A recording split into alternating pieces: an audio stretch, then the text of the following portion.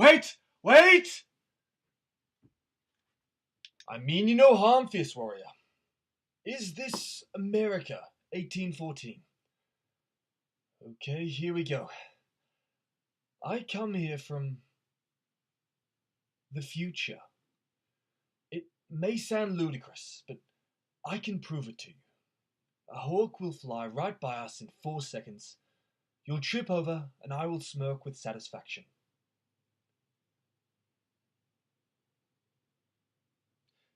Good. Now, I come here with dire warnings of times ahead. We've searched for the moment our society lost its way, and it's at this point that the damage becomes eradicable. See this? Look at the images. I can't believe you people live without these things. The world has lost all of its forests, and the ice caps have melted, resulting in catastrophic damage to the rich who can't holiday on any deserted beaches. There are terrible situations societally, culturally, environmentally, and educationally. Many in the future are all mindless zombies and all think inside the box, except me. I created this time machine and just had beers with George Orwell and Hemingway before coming here. I probably wasn't right to drive.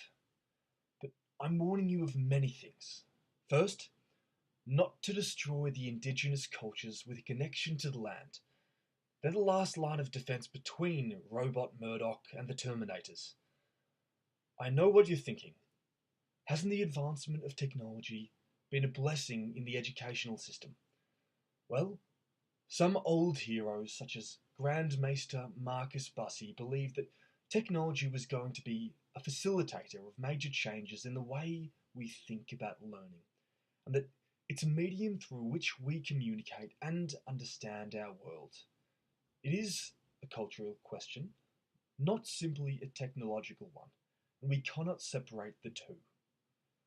It lies in its abilities to facilitate new modes of communication and self-understandings, which is imperative to where we lost our way.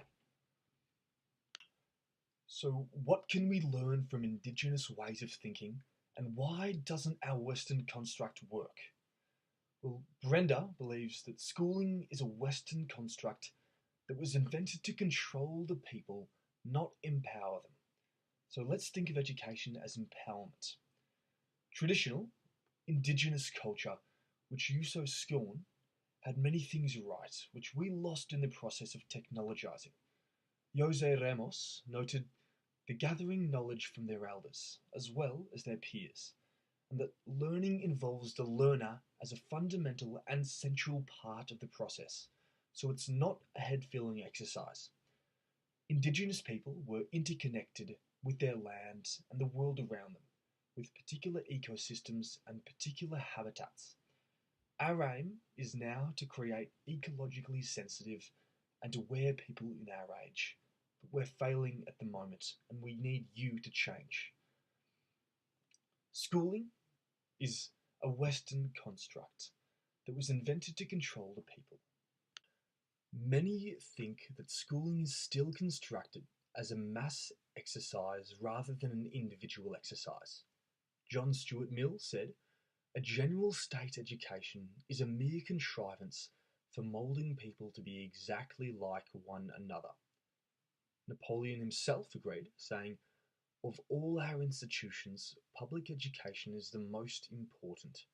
We must be able to cast a whole generation in the same mould." Jane Roland Martin believes, "Not much has changed from where you're nearing to where we're at now, even after so long of development."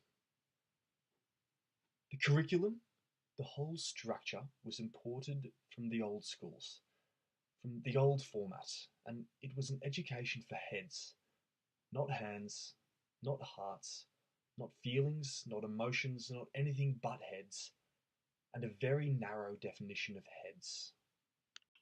Friends, to finish, John Dewey talked about educating the whole person.